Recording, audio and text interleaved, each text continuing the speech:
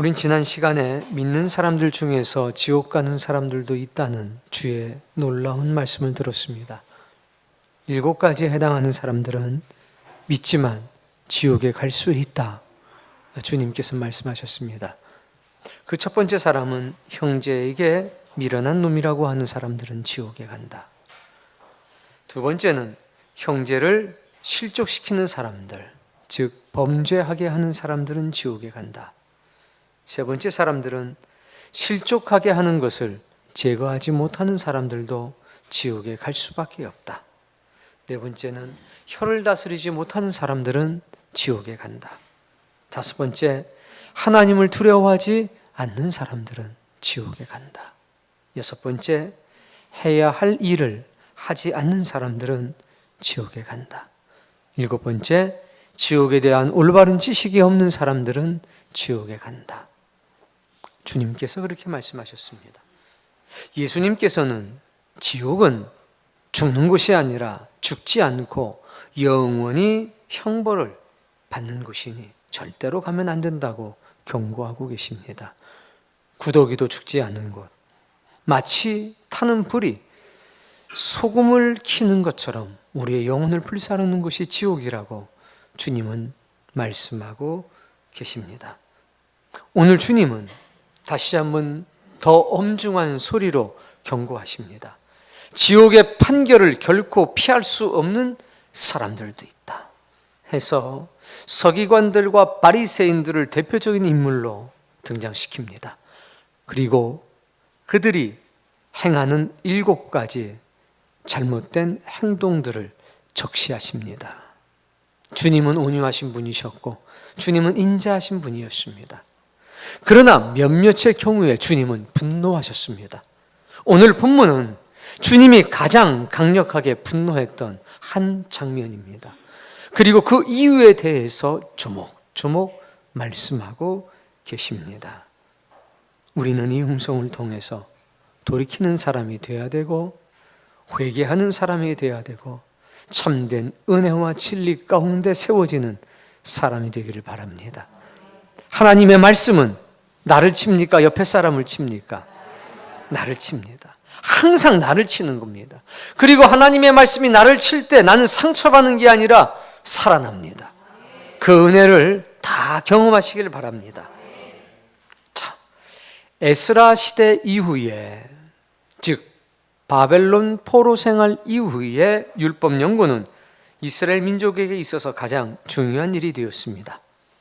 우리가 망한 이유가, 우리가 벌받은 이유가 하나님의 말씀을 멀리했기 때문이구나, 그것을 깨달았습니다. 그래서 이 중요한 율법 연구를 대회당의 교사들에게 위임했습니다. 이렇게 율법 연구를 직업으로 삼는 사람들을 가리켜 서기관, 우리나라 말로 율법학자라고 했습니다. 당시 율법에 대한 서기관들의 해석은 끝이 났습니다. 그 결과로 나온 규례집은 책으로 50권이 넘었습니다. 하나님의 율법은 613가지였지만 이것에 관계되는 지침과 규례는 50권이 넘는 책으로 정리가 되었습니다. 안식일에 일하지 말라. 그럼 일이라고 하는 것은 무엇이냐? 이것을 구체적으로 풀어 규례를 만든 것, 지침을 만든 사람들이 누구라고 그랬습니까? 서기관들, 율법학자들. 그래서 율법은 613가지였는데 규례집은 50권이 넘었습니다. 예를 들면 2000보 이상을 걸으면 안 된다. 이거는 규례집에 있는 내용입니다. 씻지 않은 손으로 밀을 까불어서 먹으면 안 된다. 안식일날 이사하면 안 된다. 간이 침대를 들고 움직이면 안 된다. 뛰어서도 안 된다. 이런 것들이 규례집입니다. 우리가 성경에서 볼 수 있는 용어로는 장로들의 유전이라고 불리우는 바로 그겁니다. 그런데 이 서기관들은 에스라 시대 이후로 등장한 사람들인데 오늘 성경 본문에는 바리새인도 등장합니다. 그럼 도대체 바리새인들은 언제서부터 등장했는가? BC 주전 175년경에 등장했습니다. 바리새라고 하는 뜻은 분리된 사람이라는 뜻입니다. 도대체 무엇으로 분리가 됐는가? 세상과 분리된 사람들이라는 뜻입니다. 당시 이스라엘은, 팔레스타인은 시리아에 있는 안티오쿠스 에피파네스라고 하는 사람이 지배하고 다스리고 있던 시절입니다. 이는 의식적으로 유대 종교를 멸절시키기 위해서 헬라의 종교와 관습과 행사를 도입했습니다. 이때 이것을 막기 위해서 등장한 사람들이 바로 바리새인입니다. 예를 들면 유대인들은 율법에 의거해서 돼지고기를 부정하다 해서 먹지 않았습니다. 그러나 율법을 잘 알지 못하는 사람들은 그것을 오해했습니다. 이 사람들이 돼지고기를 먹지 않는 것을 보니까 돼지를 신성하게 생각하는 모양이다. 힌두교인들이 소를 먹지 않잖아요. 소를 신성하게 여기기 때문입니다. 그와 같이 헬라 사람들은 오해를 한 겁니다. 이 사람들이 돼지를 신성하게 여기는구나. 그래서 먹지 않는구나. 그래서 돼지를 잡아서 예루살렘 성전에서 제사를 지냈습니다. 그들의 종교관을 무너뜨리기 위해서 그런 행동들을 한 겁니다. 이때 바리새인들은 자신들의 삶을 서기관들이 만들어 놓은 모든 규칙과 규례를 그대로 이행하기로 자신의 삶을 바치기로 결심한 사람들이었습니다. 이것이 유대교를 위협하는 적군의 손으로부터 유대교를 지킬 수 있는 유일한 방법이라고 이들은 굳게 믿었던 겁니다. 그래서 율법에서 끌어낸 방대하고 계속 증거하는 종교적 규칙과 규례를 그대로 받아들이는 사람들이었습니다. 이들의 숫자는 많아야 6천 명을 넘지 않는다고 합니다. 이때 시대의 인구는 대략 250만 전후라고 생각들을 하고 있습니다. 그 중에 6천 명이면 그 수는 결코 많지 않습니다. 이들에게 종교라고 하는 것은 율법의 모든 세모, 즉 모든 규례를 지키는 것 그 자체였습니다. 그들은 자신들의 종교에 대해 필사적인 열심이 있는 사람들이었습니다. 지독할 정도로 열심히 믿는 자가 아니면 불가능에 가까운 삶의 지침을 기꺼이 받아들이는 사람들이었습니다.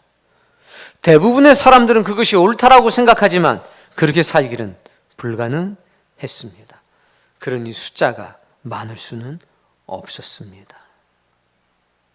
그런데 왜 예수님은 이들을 책망하시는 걸까요? 너희는 결코 지옥의 판결을 피할 수 없다라고 하는 저주를 하신 걸까요? 그 당시에 유대인들이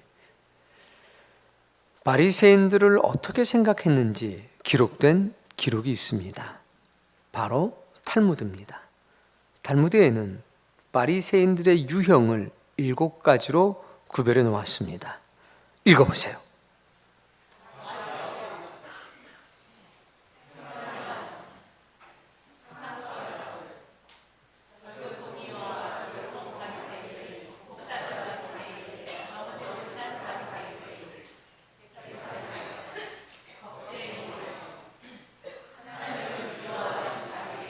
이 중에 6종류의 바리새인들은 나쁜 사람들이고 7번째에 있는 하나님을 두려워하는 바리새인들이 정말 참 신앙인이었습니다. 과시형은 누구냐? 율법을 엄격하게 지키는 사람들입니다. 그러나 그가 그렇게 행동하는 것은 사람들에게 자기 자신을 과시하기 위해서 그렇게 할 뿐이었습니다. 그래서 그런 사람들을 과시형 바리새인이라고 불렀습니다. 두 번째는 선한 행위를 뒤로 미루는 일에 언제나 궤변론적인 구실을 끌어들였습니다. 가장 엄격한 바리새인의 신조를 고백하면서도 어떤 이유를 붙여서든지 말만 하고 결코 실행하지는 않는 사람들, 그들을 누구라고 불렸느냐? 태만형 바리새인이라고 그랬습니다. 세 번째, 뜬금없이 왜 상처형? 상처를 받는가? 아닙니다. 자기 자신을 괴롭히는 바리새인들입니다. 팔레스타인에서는 여자들을 굉장히 천한 존재로 여겼습니다. 그래서 비록 자기 아내나 누이라 할지라도 정통 교사들은 길에서 아내나 누이를 만나도 말을 섞지를 않았습니다. 그래서 이 말을 해야만 되는 상황을 피하기 위해서 이렇게 눈을 감고 거리를 걸었습니다. 고개는 살짝 들여야 되겠죠? 그러다 보니 건물과 부딪힙니다. 담벼락과 부딪힙니다. 장애물과 부딪힙니다. 이마를 비롯한 온몸에 타박상과 상처투성입니다. 그러나 이 상처투성이의 몸 때문에 이들은 명성을 얻게 되었습니다. 이들을 가리켜 상처형 바리새인이라고 하는 겁니다. 굉장히 어처구니 없는 상황인데 아직까지 감동을 받지 못한 것 같습니다. 네 번째,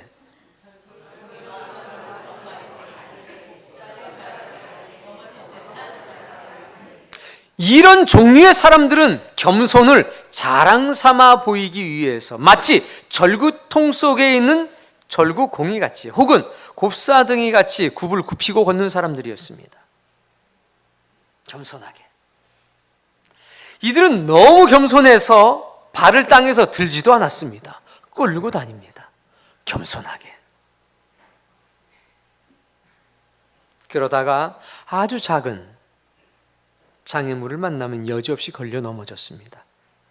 그들의 겸손은 자기 자신을 나타내 보이려는 거칠애였습니다. 이들의 울음은 울음이 아니었습니다. 자기의 겸손함을 드러내기 위한 과장된 표현이었습니다. 그래서 이런 바리새인들을 가리켜 곱사등 바리새인, 넘어질 듯한 바리새인, 절구공의와 절구통 바리새인이라고 불렀다는 겁니다. 오늘날도 이런 바리새인들이 많이 있습니다. 다섯 번째는 이들은 자신의 행위를 개선했습니다. 언제나 자기 자신과 하나님 사이에 대차 대조표를 맞춰가기 시작했습니다. 내가 행한 모든 행위가 하나님에게 채무가 된다고 생각한 겁니다. 즉, 내가 이런 일을 하면 하나님이 나에게 빚을 진 겁니다. 나에게 빚을 졌기 때문에 하나님이 이것을 갚아야 된다는 것입니다. 그들에게 종교란 언제나 이해 득실의 관점에서 계산이 되는 겁니다. 내가 11조 얼마 했으니까 하나님께서 나에게 얼마로 복을 주셔야 되고, 내가 얼마 헌신했으니까 하나님께서 날 이걸 갚아줘야 된다는 것입니다. 이것을 계산형 바리새인이라고 합니다. 여섯 번째, 이들은 언제나 신의 형벌을 두려워했습니다. 그래서 선하게 보이기 위해서 잔과 접시의 겉만 정결하게 하는 사람이었습니다. 심판이라는 관점에서 종교를 보고 이 심판의 공포로부터 탈출하고자 했습니다. 일곱 번째,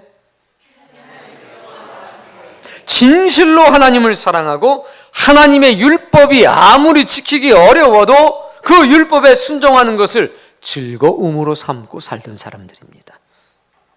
이상이 유대인들이 바리새인을 분류한 것입니다. 선한 바리새인은 한 종류밖에 없고 나머지는 전부 나쁜 부류입니다. 바리새인들이 예수님께 책망받습니다. 아마 이때 예수님께 동의하고 동조했던 유대인들이 많았을 것입니다.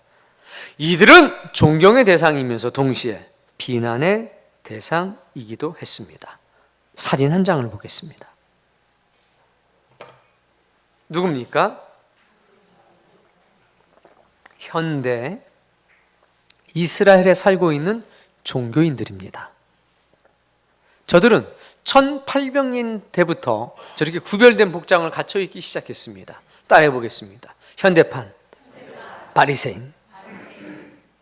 유럽 사람들과 구별되기 위해서 저렇게 검정색 모자를 쓰고 수염을 깎지 않고 길렀습니다. 그리고 검정색 옷을 입고 있습니다. 손에 항상 기도문을 들고 다닙니다. 여러분, 근데 그런데 이스라엘 사람들이 저 종교인을 가리켜서 뭐라고 불렀는지 아십니까? 저들의 숫자는 800만 유대인들 중에서 대략 2만 명에서 4만 명 정도가 됩니다. 그 중에 15%가 철저한 종교인들입니다. 이들은 군대도 가지 않습니다. 이들은 세금도 내지 않습니다. 이들은 일도 하지 않습니다. 나라에서 주는 세금으로만 살아갑니다. 이들은 저 책을 가지고 다니면서 호텔을 돌아다닙니다. 그리고 코셔라에 어긋나는 것이 있는지 없는지 확인하고 돌아다닙니다. 시시건건 시비 거는 사람들입니다. 수상이 전쟁을 하기 전에, 전투를 하기 전에 먼저 랍비를 만나러 갑니다. 바로 저 사람들입니다. 휴대폰도 놓고 갑니다. 그리고 공격해도 될런지 아닌지 의견을 묻는 정도입니다. 800만 명의 삶이 저 사람들에 의해서 좌지우지되고 있습니다. 이길 수가 없는 존재입니다. 이들을 가리켜 이스라엘은 이렇게 말하고 있습니다. 벌레만도 못한 사람, 그래서 기생충이라고 부릅니다. 사무엘의 가묘가 있는 기브온 지옥에 가면 항상 저런 복장으로 나와 있는 젊은 청년이 하나 있습니다. 얼마나 뻔뻔한 줄 아십니까? 100달러 내놔. 밑도 끝도 없이 그냥 100달러 달라고 합니다. 거절하면 야 10달러라도 내놔. 그것도 없으면 1달러라도 줘 라고 말하는 사람들입니다. 당당합니다. 마치 빌려준 돈 받아가는 사람처럼 얘기합니다. 왜 그렇게 당당할 수 있는가? 이유가 있습니다. 이방인들은 모두 지옥 갈 사람들입니다. 네가 지옥 갈 사람인데 네가 나한테 기부를 하면 너는 지옥에서 벌을 조금 덜 받을 수 있어. 지옥 간다는 사실은 변하지 않습니다. 그러나 내가 너한테 돈을 받음으로 인해서 너가 지옥에서 벌을 조금 덜 받게 할 수 있는 거야. 그러니까 빨리 내놔. 너 지옥 가서 벌 덜 받으려면. 이런 사고를 가지고 살아가는 사람들입니다. 그래서 이스라엘 사람조차 이들을 기생충과 같은 존재라고 말하는 지경에 이르렀습니다. 그러나 존경받는 종교인들도 더러는 있습니다. 과거 바리새인들이 그랬습니다. 이들은 일하지 않았습니다. 생각해 보십시오. 일하지 않는데 어떻게 먹고 살 수 있습니까? 제사장들은 성전에 바치는 것으로 먹고 살 수가 있었습니다. 그런데 바리새인들은 성경 속에 기록된 사람들이 아니었습니다. 그런데 어떻게 먹고 살 수가 있었을까요? 일단 율법학자들은 성경을 필사하는 것으로 아주 적은 돈이지만 돈벌이가 돼서 생계 유지의 수단으로 삼았습니다. 그런데 그거는 경건한 바리새인들에게 해당하는 것이고 나머지는 달랐습니다. 한 가지 예를 들어준다면 이 사람들은 당시의 시대에 과부와 고아들에게는 재산을 행사할 수 있는 재산권이 제한이 됐습니다. 그래서 재산을 이렇게 다뤄주는 재산권을 위임받은 후견인을 도와야만 했습니다. 그때 그 자리를 노리는 사람들이 누구냐? 바리새인들인 겁니다. 아주 겸손한 모양으로 눈을 감고 다니지 않습니까? 일단 과부들의 신뢰를 얻어서 후견인으로 지정이 되면 그 돈을 낙타 삼키는 것처럼 삼킵니다. 그리고 이렇게 생각합니다. 어차피 지옥 자식이 될 사람들인데 이 돈을 내가 의로운 데 쓰므로 인해서 저들의 형벌이 감해질 텐데 라고 생각을 하는 겁니다. 그러니 고아와 과부의 재산을 많던 적든 꿀떡꿀떡 삼키는 것이 이들에겐 양심의 가책이 전혀 되지 않는 부류의 사람들이었습니다. 뒤에 말씀이 나오겠지만 이들은 잔치의 상석, 즉 주인의 오른편과 왼편에 앉는 것을 즐거워했습니다. 이유는 거기에 안 앉혀주면 귀찮게 합니다. 율법의 규례를 걸어서 이것은 이게 잘못됐고 저것은 저게 잘못됐고 잔치가 진행이 될 수가 없습니다. 그러니까 알아서 모시는 겁니다. 아이고 여기 앉으시죠. 안 그러면 복잡해지기 때문에 그렇습니다. 회당에서 예배 드리면 저 먼 데 쪽은 다 어린아이와 여자들의 자리입니다. 앞쪽은 당연히 바리새인들의 좌석입니다. 그 좌석을 내주지 않으면 난리가 납니다. 그러나 가장 선호하는 좌석은 바로 모세의 자리라고 하는, 회중을 마주보고 앉는 바로 이 자리입니다.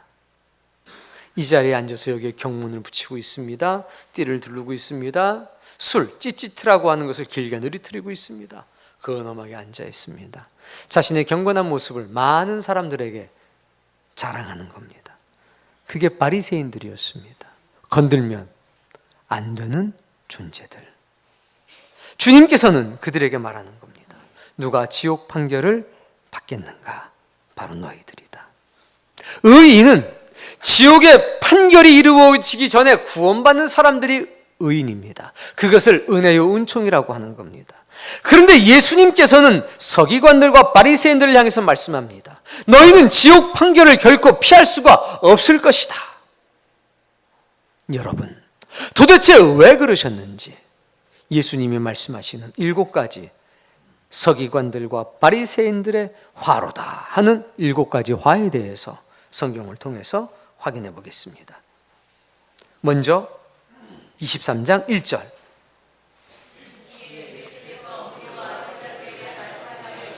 서기관들과 바리새인들이 모세의 자리에 앉았으니. 여러분은 다 저를 보고 앉아 있지 않습니까? 근데 이 중에서 바리새인이 있으면 그 사람은 어디 앉기를 원한다는 겁니까? 아무것도 안 해도 저기 앉아 있기를 원한다는 겁니다. 그 얘기 하시는 겁니다. 3절.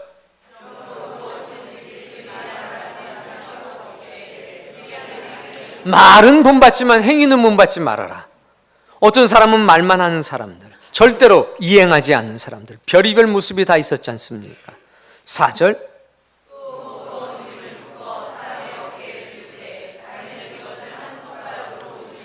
바리새인들은 하나님을 믿는 이 신앙을 어떻게 만들었느냐면 짐을 지우는 종교로 만드는 겁니다.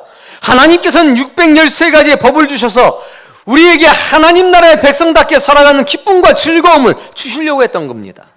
그런데 서기관들과 바리새인들은 그것을 다시 50권이 넘는 책으로 만들어서 다 짐을 져준 겁니다. 무거운 짐을.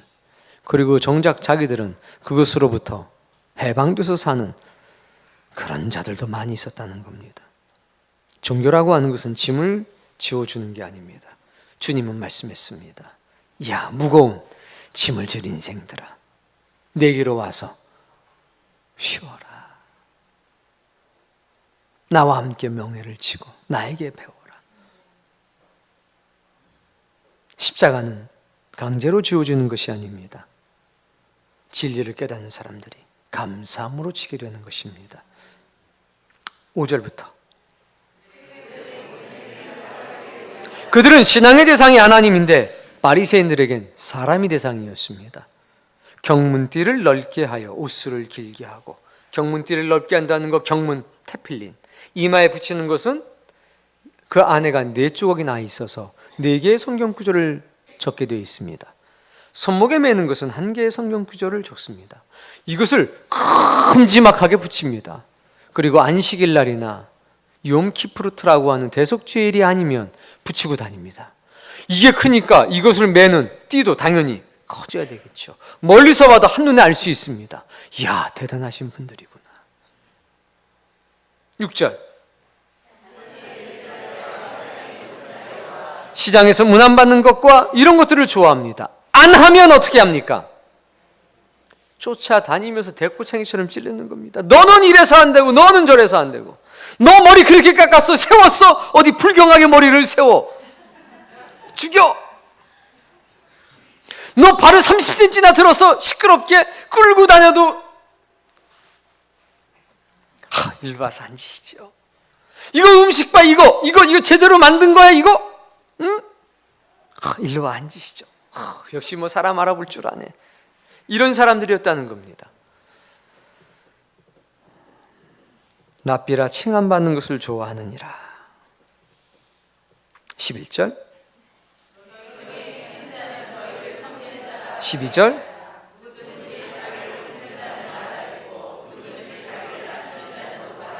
형식의 종교로 만들어서 그 형식에 정통한 자기는 대접받고 나머지들은 힘들게 만들었다는 겁니다. 이게 바리새인들이었습니다. 짐을 지우는 종교, 형식적인 종교로 만들었다는 겁니다. 하나님은 그걸 원하지 않으셨음에도 불구하고 왜 그들이 지옥의 판결을 피할 수 없는지 지금부터 주님이 더 조목조목 말씀하십니다. 주님은 지금 피를 토하는 심정으로 말씀을 하고 계시는 겁니다. 주님은 그들을 가리켜 외식하는 사람이라고 말합니다. 외식이라고 하는 말은 가면을 쓰고 지내는 사람들이라는 말입니다.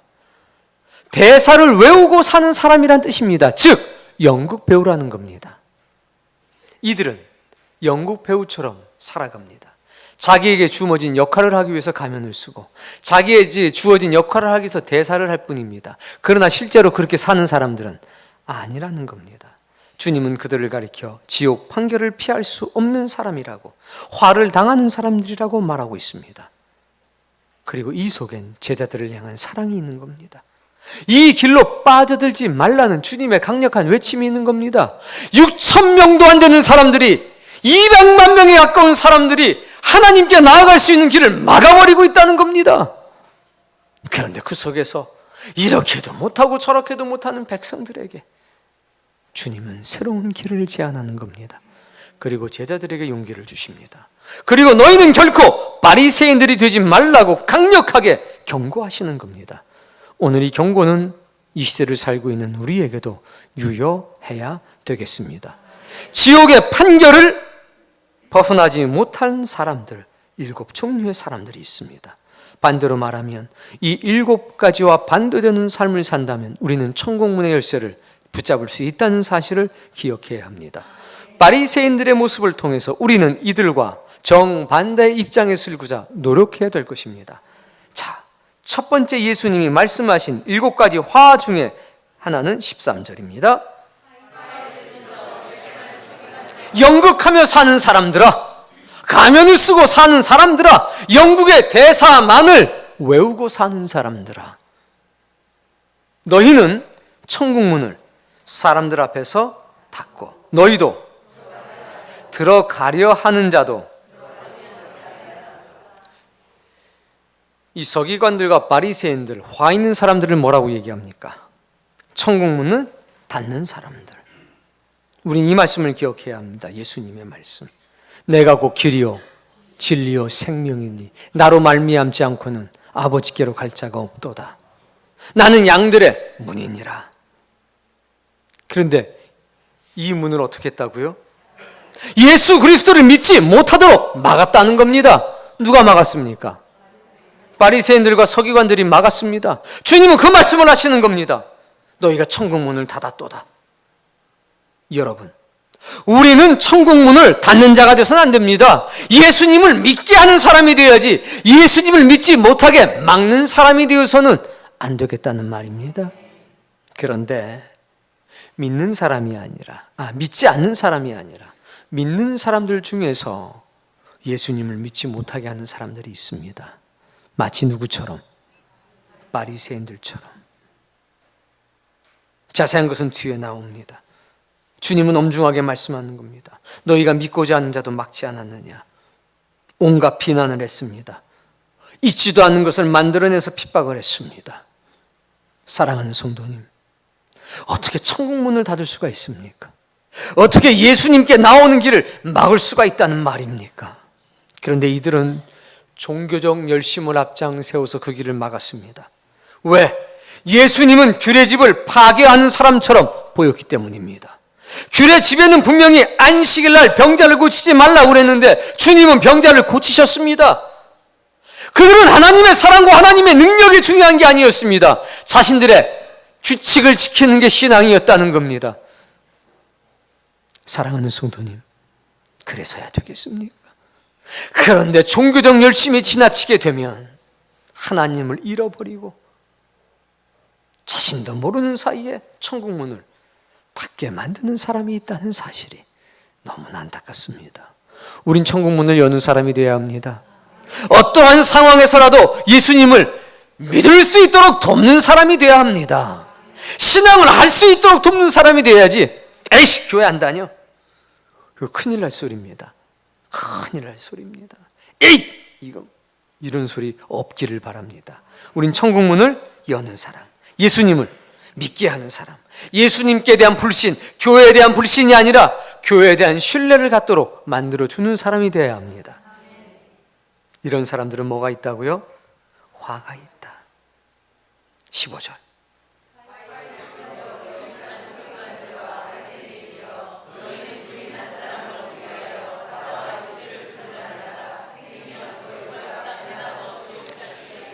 열심히 있습니까? 없습니까? 바다와 육지를 정말로 두루 다녔습니다. 근데 문제는 생기면 배나 지옥 자식이 되게 만들었습니다. 따라해 봅시다. 열심만 내는 사람은 위험할 수도 있다. 자, 자세한 내용은 이겁니다. 그 당시에 경건한 헬라인들이 있었습니다. 이 사람들은 하나님을 두려워하는 사람들이었습니다. 유일신 사상을 받아들였습니다. 보통 헬라 사람들은 다신교였습니다. 그리고 그 행위가 음란했습니다. 그런데 하나님의 가르침은 상당히 도덕적이었습니다. 그래서 도덕적 율법으로 받아들인 겁니다. 그리고 하나님을 두려워했습니다. 그래서 이들은 회당의 모임에 참석을 했습니다. 그러나 할례는 받지 않았습니다. 종교적인 율법은 따르지 않았습니다. 바울이 전도한 경건한 헬라인들이 바로 이 사람들인 겁니다. 그런데 경건한 헬라인들 중에서 소수는 유대인으로 개종을 했습니다. 할례를 하고 종교적 행위에 참여를 했다는 겁니다. 너희가 바다와 육지를 두루 다니다가 생기면이라고 하는 이 사람들이 경건한 헬라인들 중에서 개종한 사람들입니다.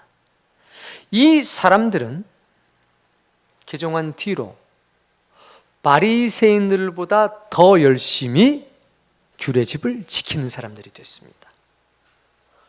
유대인들을 정죄하고 다니는 정도의 열심히 있는 사람들이었습니다. 예수님이 그 얘기하는 겁니다. 배나 지옥 자식은 바로 경건한 헬라인들이 유대교로 개종한 사람들을 얘기한 겁니다. 이 사람들은 바리새인들보다 더 열심히 규례를 지키는 사람이 되었다는 겁니다. 예수님, 개종자들이 더 율법에 광신적으로 믿게 됐다는 겁니다. 주님은 말씀하는 겁니다. 이런 사람들은 화가 있다. 종교적 지침이 아니라 하나님을 사랑하고 하나님을 믿게 하는 사람이 되게 하라. 천국 백성이 되게 하라. 주님은 이렇게 말씀하는 겁니다. 근데 바리새인들은 개종자를 만드는 게 목적이었습니다. 하나님을 믿는 게 아니라 자신들의 종교적 지침을 따르는 사람들을 만드는 것이 목적이었습니다. 사랑하는 성도님, 우리는 교인을 만드는 것이 목적이 되어서는 안 됩니다. 천국 백성을 만드는 것이 목적이 되어야 합니다. 교회를 통해서 거룩한 변화를 이루어내게 만들어야 되는 겁니다. 신도들의 숫자를, 조직의 숫자를, 구성원의 숫자를 늘리는 것이 목적이 되어서는 안 된다는 겁니다. 빠르게 살다 보니까 거룩한 변화가 본질적으로 나타나다 보니 모이는 사람들의 숫자가 늘어나고 은혜와 감동을 받는 사람들의 숫자가 늘어나야 된다는 말입니다. 이런 사람들을 조심해야 합니다. 16절 말씀.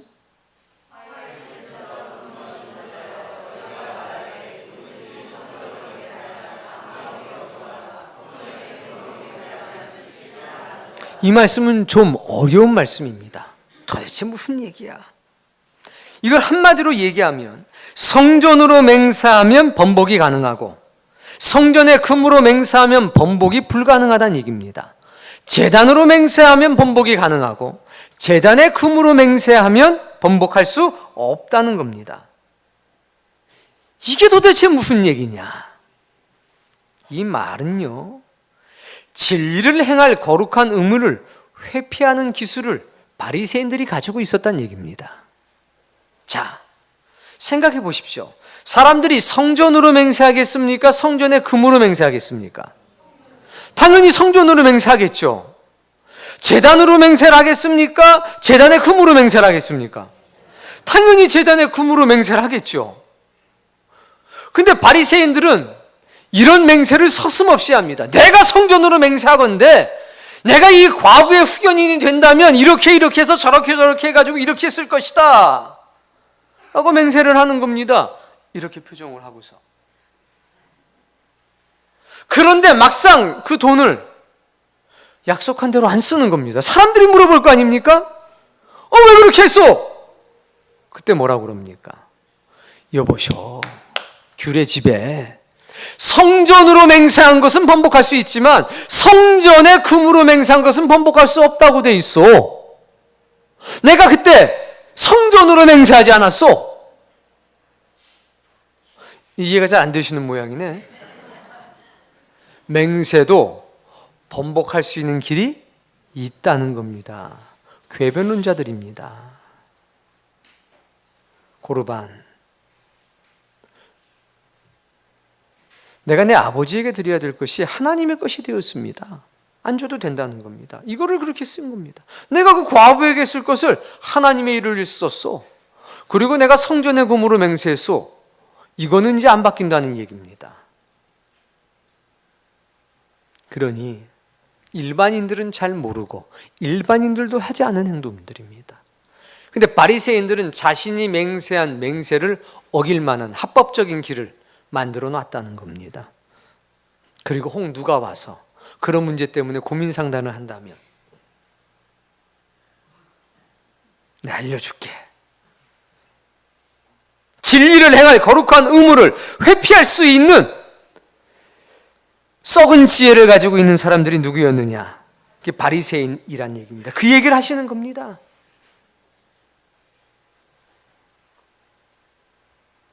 자신들의 이익을 위해서 악한 지혜를 수도 없이 가지고 있는 사람들이 누구냐? 바리새인들입니다. 현대 사회에도 믿는 사람들 가운데 이런 사람들이 많이 있다는 것이 참 가슴 아픈 일입니다.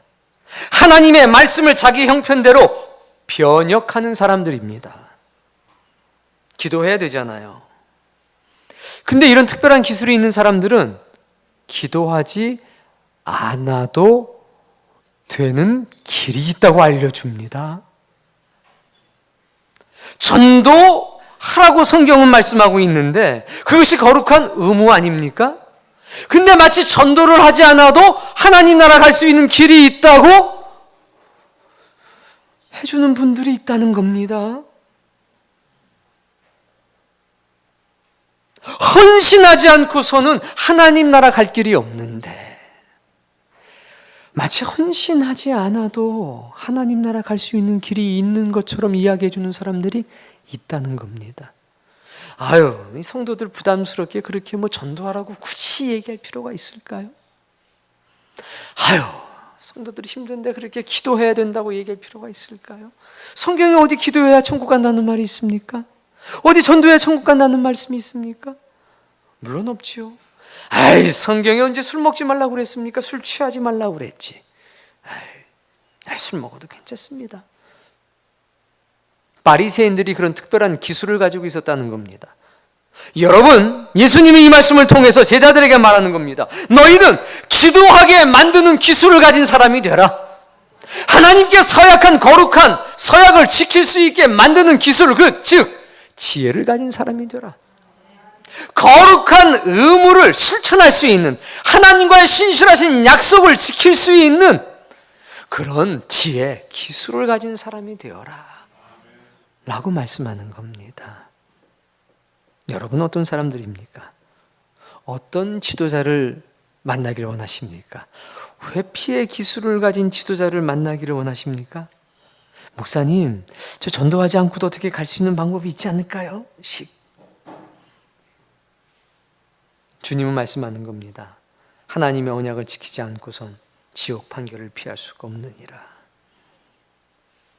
이러니 바리새인들이 얼마나 주님이 미웠겠습니까? 다른 사람들도 알고 있었는데 이 말을 못했습니다. 왜? 말했다가는 괴롭힘을 당할 것이 분명하기 때문에 하루 종일 쫓아다닐 거 아니에요. 주님은 말씀하신 겁니다. 23절.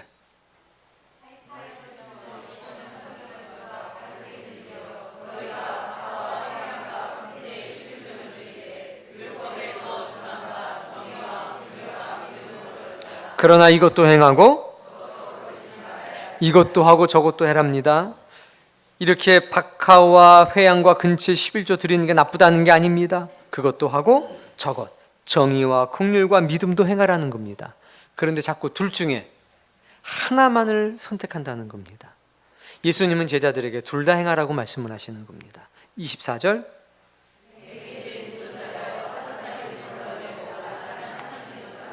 이게 무슨 얘기냐면 이들은 정결례식을 굉장히 중요하게 생각했습니다. 그래서 물 한 잔을 마시더라도 물에 하루살이가 들어가면 부정해지거든요. 그러니까 물을 마셔도 어떻게 마시느냐. 자, 컵에다가 이렇게 면으로 된 천을 딱 받칩니다. 당연히 이 컵은 규례에 의해서 완벽한 컵이어야 합니다. 그리고 여기다가 뭘 붓습니까? 물을 붓습니다. 이거 목사님 이 정도는 돼야지 뭘 드실 때. 그러니까 바리새인들이 이렇게 먹으니 사람들이 보고 어때요? 우와, 참 우리 같으면 그냥 물 목마르니까 그냥 이렇게 막을 텐데 저 목마른데도 이걸 받쳐가지고 물을 해가지고 착 해가지고 또 확인해가지고 착 이랬다는 거예요. 그런데 낙타는 어떻게 했다고요? 그냥 한 입에 꿀떡했다고요. 그게 자랑이었거든요. 이렇게 걸러서 먹는 게. 재밌나요? 이 박하와 회양과 근처의 11조는 일반 사람들이 잘 하지 않은 겁니다.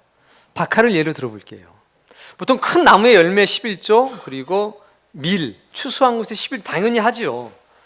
근데 이제 박하가 굉장히 작은 나무인데 잎사귀, 이 줄기하고 잎사귀를 띄는 겁니다. 그래봤자 요만해요. 11조 뗄 게 있어요, 없어요? 대답을 잘 하셔야 돼요. 근데 이 사람들은 이거 10분의 1로 나누는 겁니다. 자로 재서. 그리고 딱 들고 가요. 뭐 하러?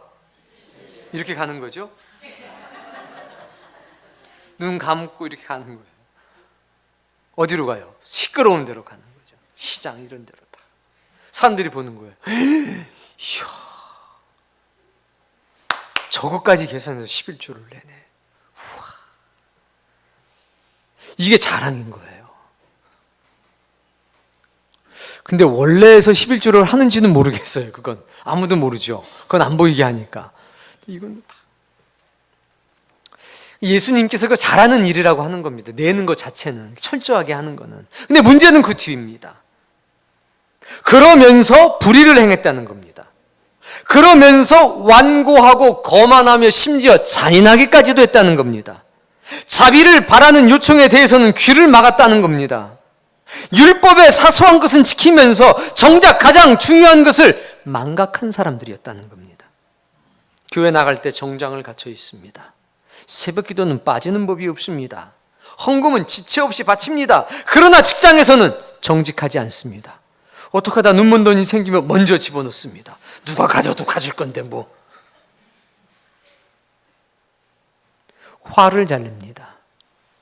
신경질적입니다. 그러면서 베푸는 일에 인색합니다. 종교적인 의식은 잘 지키지만 항상 분란을 만드는 사람들입니다. 사람에 대한 사랑을 저버린 사람들이란 얘기입니다. 목회자에 대한 공경심 저버린 사람들이란 얘기입니다. 나는 박하에 11조도 드리는 사람이야. 너는 뭐야 그거? 그들은 믿음을 저버렸습니다. 그들은 긍휼을 저버렸습니다. 그들은 정의를 저버렸습니다. 자기를 합리화하는데 하나님의 말씀을 사용하며 사는 사람들이었습니다. 여러분,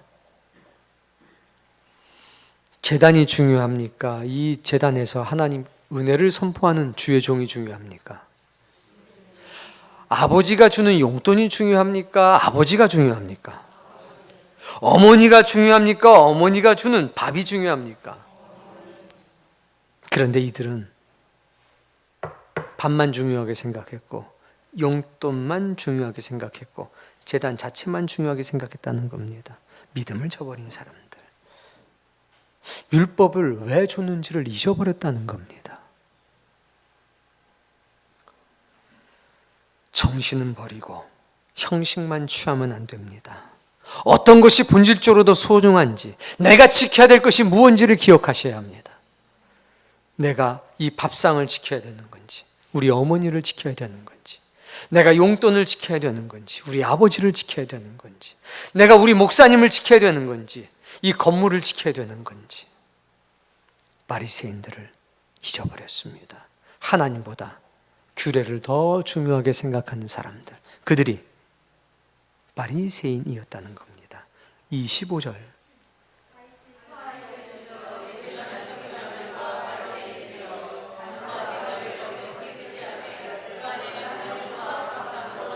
눈먼 바리새인이여, 너는 먼저 안을 깨끗이 하라. 그리하면, 이게 무슨 얘기냐면 잔이 있습니다.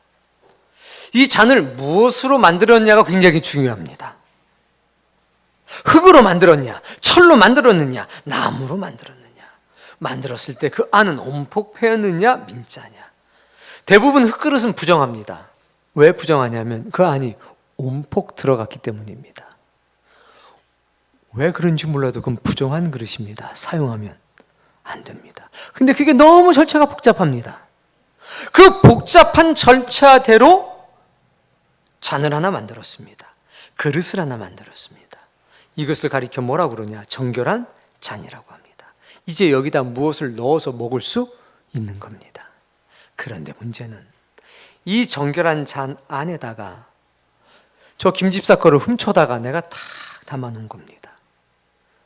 훔쳐온 것을 어디다 넣어서 먹어요? 자, 그럼 이게 정결한 그릇입니까? 부정한 그릇입니까? 왜 부정한 그릇입니까?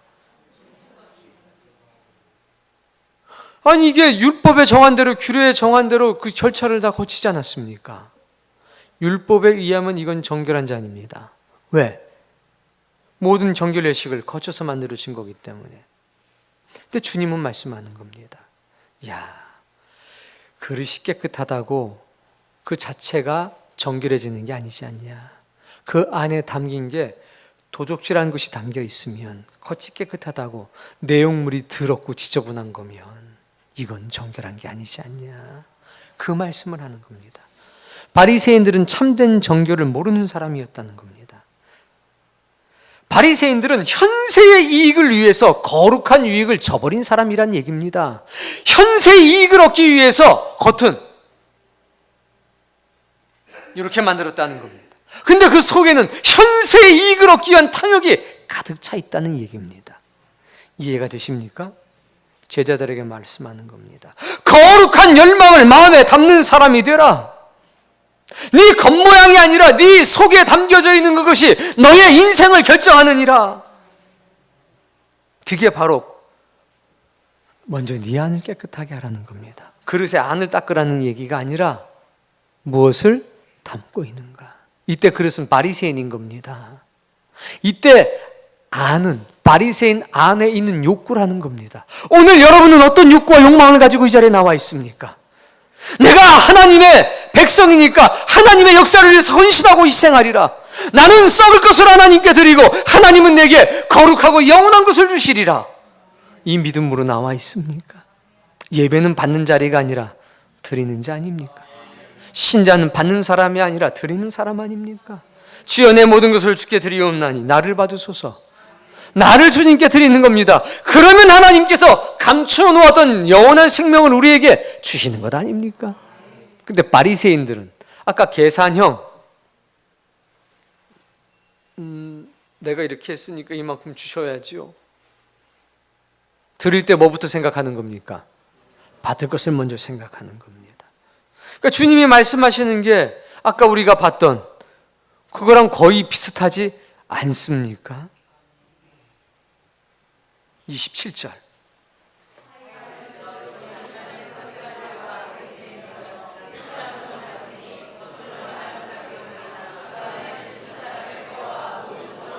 이와 같이 너희도 겉으로는 사람에게 옳게 보이되 안으로는 외식과 불법이 가득하도다. 회칠한 무덤은 이런 겁니다. 유대인들의 전통적인 무덤은 평토장입니다.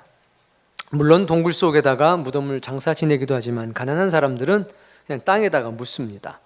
근데 세월이 지나다 보면 평토장이기 때문에 도심은 상관이 없지만 외곽도로는 길이 따로 없잖아요. 그냥 걸어서 오는 건데 이게 세월이 지나서 풍화작용이 생기고 그러다 보면 뼈 같은 것이 툭 튀어나올 수도 있습니다. 그런데 순례자들이 많이 올 때는 그것을 밟게 되면 혹 만지게 되면 부정한 사람이 됩니다. 그러면 제사에 참여할 수가 없습니다. 정결 예식을 해야 되는데 이게 굉장히 복잡합니다. 붉은 암송아지를 성 바깥에서 불살라서 그 재를 가져다가 정결해진 물과 우슬초를 섞어서 만들어야 되는데 이게 보통 문제가 아니었습니다. 그래서 명절날이 되면 제사장들이 나가가지고 무덤처럼 보이는 자리에 표시를 해놓습니다. 멀리서도 볼 수 있게 피해가라는 얘기죠. 그게 회칠한 무덤이라는 겁니다. 자, 문제는 여기에 있습니다. 아는 사람이 볼 땐 그 회칠한 무덤을 보면 어떻게 생각합니까? 아름답다 혹은 피해야 될 대상이다. 자, 근데 모르는 이방인들은 야, 저기 뭔가 아름다운 게 있네 하고 가볼 거 아닙니까? 뭔지도 모르고 내면이 이미 부패했습니다. 영적으로 죽은 상태입니다. 근데 그것을 뭐하고 있습니까? 위장하고 있는 겁니다. 진리에 대해서 모르는 사람들이 보기에는 좋게 보입니다. 그러나 주님이 봤더니 내면이 부패했고 영적인 죽음이 보이셨습니다. 그것을 감추기 위해서 화려한 옷을 입었습니다. 여러 가지 사람들이 좋아할 만한 학유를 쌓기 시작합니다. 명예를 쌓기 시작합니다. 예수님은 제자들에게 말씀하십니다. 사람들이 좋아하는 외면이 아니라 내면의 진리와 사랑과 거룩한 것이 가득한 사람이 되라는 겁니다. 바리새인들은 그래서 책망받은 겁니다. 화려해 보이지만 그 안은 썩은 시체로 가득하다는 겁니다. 이런 사람은 화가 있다는 겁니다. 이건 바리새인들에 대한 이야기로 그쳐서는 안 될 것 같습니다. 오늘 우리를 살펴봐야 합니다. 29절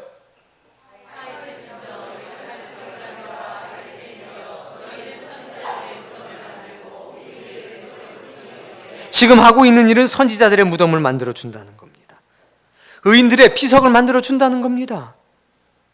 그러나 만일 우리가 조상 때에 있었더라면 우리는 그들의 선지자의 피를 흘리는데 참여하지 아니하였으리라. 31절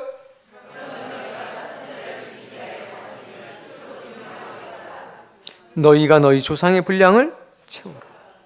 34절에 보면 이렇게 기록되어 있습니다. 내가 너희에게 선지자들, 지혜 있는 자들, 서기관들을 보내니 너희가 그 중에 더러는 죽이거나 십자가에 못 박고 회당에서 책짓질하고 박해할 것이다. 이렇게 나중에 됐습니까? 안 됐습니까? 됐습니다. 조상들이 하나님의 사람들을 살인했던 것처럼 너희도 살인자의 역사를 뒤따르고 있다고 말씀하시는 겁니다. 지금 너희가 선지자들의 무덤과 의인의 비석을 세우고 있지만 선지자들과 의인을 죽였던 너희들의 조상과 똑같은 신앙관을 가지고 똑같이 말하고 똑같이 행동하고 있다는 겁니다. 사랑하는 성도님, 말과 행동은 그 사람의 본질을 가르쳐 주는 겁니다. 바리새인들은 살인하는 기술을 가지고 있는 사람이었습니다. 억울한 죽음을 만드는데 특별한 재능이 있었던 사람들입니다. 거짓 증인을 세우면서도 양심의 가책 따위는 느끼지 않는 사람들이었습니다. 우리는 사람을 살리는 기술, 즉 지혜를 가진 사람이 되어야 합니다. 정죄한 능력, 이거 우리 가운데 없어야 되겠습니다. 억울하게 만드는 능력, 이거 없어야 되겠습니다. 우리는 죽은 사람을 살리는 능력이 있어야 합니다. 고통을 당한 사람이 그 억압과 고통으로부터 자유할 수 있도록 만들어야 합니다. 아내를 억울하게 만들지 마십시오. 남편을 억울하게 만들지 마십시오. 자녀를 억울하게 만들지 마십시오. 자녀, 남편, 아내에게 기쁨을 주십시오. 어떻게 나만 옳고 남들은 다 틀립니까? 왜 나만 배고프고 다른 사람은 배 안 고픕니까? 어떻게 나만 아프고 다른 사람들은 안 아픕니까? 내가 아프면 내 아내도 아픈 겁니다. 내가 힘들면 내 아내도 힘든 겁니다. 여러분, 우리는 사람을 살리는 기술을 가져야 합니다. 근데 바리새인들은 죽이는 기술만 가지고 있었습니다. 어떻게든지 올가맸습니다. 어떻게든지 넘어지게 했습니다. 주님은 어떻게든지 살리셨습니다. 38년 동안 질병을 앓고 있던 사람이 있었습니다. 베데스다 연못에 있었습니다. 여기서 무엇하느냐? 아이고, 선생님, 나를 도와주는 사람이 없어서. 저 베데스다 물이 통할 때 가장 먼저 들어가는 사람은 나무를 팠는 데인데, 누가 저를 이렇게 휙 집어 던져 줘야 되는데, 저는 그냥 물이 통한다는 소리를 듣고 가려고 그러면 벌써 다 들어가고 이렇게 그냥 살고 있습니다. 헛된 소망에 사로잡혀 살고 있는 사람 아닙니까? 서서히 죽어가는 것 아닙니까? 근데 주님이 가셨습니다. 뭐라고 하셨습니까? 낫기를 원하느뇨? 예, 제가 낫기를 원합니다. 그럼 저를 좀 던져주시려고 그러시나? 우리 주님 뭐라고 그러셨습니까? 얘야, 일어나 걸어가라. 네 자리를 들고 네 집으로 가라. 그 말씀을 듣자마자 팔다리에 힘이 생겨서 그 자리에서 벌떡 일어났습니다. 근데 그걸 보고 바리새인들이 어떻게 했습니까? 야, 누가 너 보고 안식일 날 이사 가라고 그랬어? 38년 동안 아프던 사람이 나은 게 보인 게 아니라 침상을 들고 일어나 걸어가는 것이 그들의 눈에는 이사하는 걸로 보인 겁니다. 규례집에 이사 금지라고 그랬는데, 야, 누가 너 보고 이사 가라고 그랬어? 자리를 들고 일어나라고 그랬어? 그게 그들의 첫 번째 물음이었습니다. 죽이는 기술입니다. 사람을 살리는 기술이 아니라는 거죠. 야, 네 병이 어떻게 나았냐? 이것부터 물어봐야 되는 것 아닙니까? 근데 그들에게는 죽이는 기술만 가득한 겁니다. 올가매는 기술만 있었다는 겁니다. 그런 사람은 지옥 간다는 겁니다.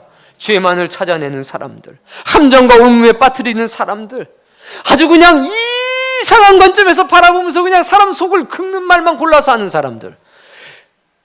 근데 주님은 안 그랬잖아요. 낫기를 원하느냐? 네가 정말 낫고자 하느냐? 사람을 살리는 기술이 있어야 합니다. 베드로가 어느 날 길을 걷다 성전 미문에서 나면서부터 안중병인 사람을 만났습니다. 그가 불쌍한 눈으로 쳐다봤습니다. 그의 겉옷은 허락받은 것이었겠죠. 구걸할 수 있는 자격. 그래서 나면서부터 안중병이라는 걸 알 수 있었던 겁니다. 이렇게 바라봤습니다. 도저히 그냥은 지나갈 수 없을 것이다.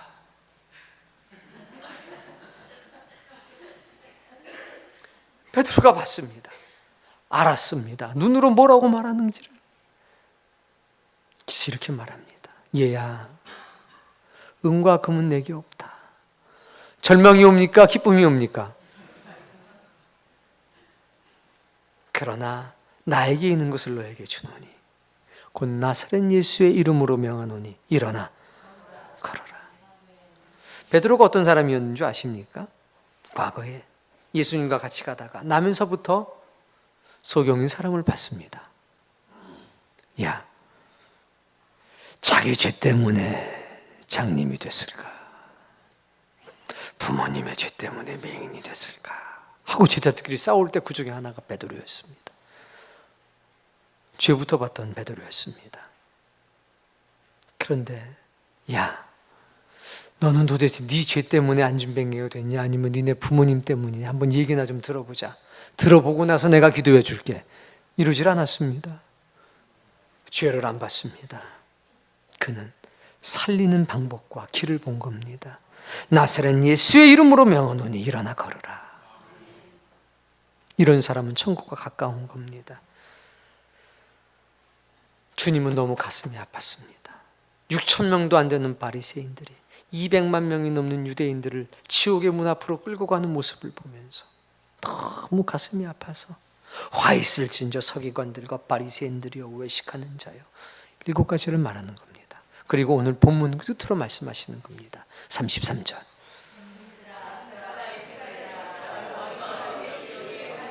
뱀들아, 저주받은 존재들이여 독사의 새끼들아, 무엇을 먹든지 전부 다 들어가면 뭐가 됩니까? 독이 됩니다. 그게 어찌 하나님의 잘못이란 말입니까?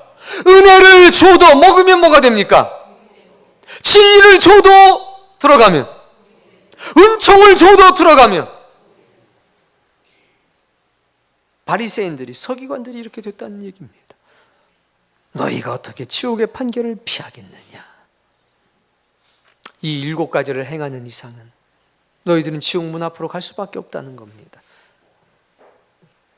사랑하는 성도님, 우리는 이 지옥의 판결을 벗어나는 사람이 되어야 되겠습니다. 그러기 위해서 우리는 하나님의 마음에 기쁨을 드리는 사람이 되어야 합니다. 천국 문을 여는 자가 됩시다. 지옥의 사자가 되지 말고 천국의 사자가 됩시다. 진리를 행할 거룩한 의무를, 약속을 지키는 기술과 지혜를 가진 사람이 됩시다. 누군가가 기도하지 못하고 방황할 때, 누군가가 전도하지 못하고 힘들어하고 있을 때 그들이 전도할 수 있도록, 그들이 기도할 수 있도록 도울 수 있는 지혜와 기술이 우리에게 있기를 바랍니다. 그들이 하나님의 나라에 합한 사람들이 되는 겁니다. 방관하는 사람 아닙니다. 작은 것에 집착해서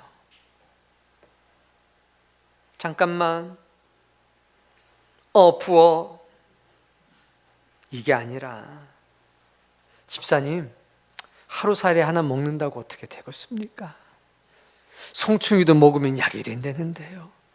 집사님의 그 마음을 하나님이 받으셨을 겁니다. 집사님의 그 마음을 주님이 받으셨을 겁니다. 우리 이 헝겊 올려가지고 물 따르는 시간에 나가서 죽어가는 사람 하나라도 살립시다. 손이야 나중에라도 닦으면 되지요. 아이, 땀이야 나중에라도 닦으면 되죠. 그러나 저기 저렇게 죽어가는 사람들이 있는데 우리가 그들에게 다가가지 않는다면 누가 가겠습니까? 갑시다. 중요한 것이 뭔지, 본질이 뭔지, 그것을 의식하며 살아갈 수 있는 저와 여러분이 되기를 바랍니다. 정의를 지켜야 되고 사람을 사랑해야 될 뿐만 아니라 믿음을 지키며 살아가야 합니다. 그게 우리의 신앙인의 본질이 아니냐 이겁니다.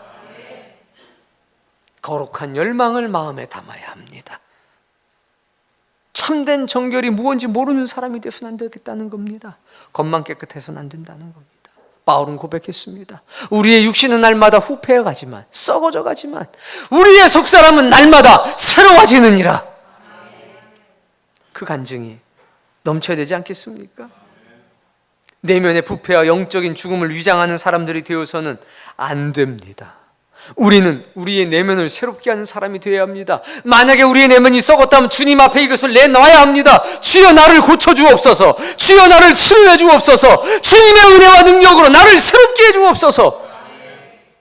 우리는 사람에게 보이는 사람이 아니라 하나님께 보이는 사람이기 때문에 그렇습니다. 우리는 사람을 살리는 기술과 지혜를 가지고 있는 사람이 되어야 합니다. 이렇게 될 때 우리는 하나님의 나라에 가까운 사람이 될 겁니다.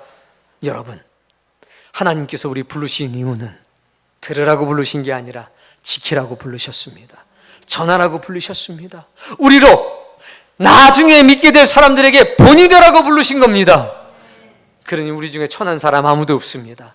우리는 언젠가 전부 다 믿음의 본이 될 사람들이니 오늘 이 말씀이 우리에게 낙심이 되는 것이 아니라 우리에게 희망이 되기를 바라고, 나를 정결하게 하는 주님의 능력이 되기를 주님의 이름으로 축복합니다. 지옥 절대로 가면 안 됩니다. 지옥 절대로 가면 우리 모두 천국 문 앞에서 감사와 기쁨의 찬양 속에 다 만나 뵙기를 주님의 이름으로 축복합니다.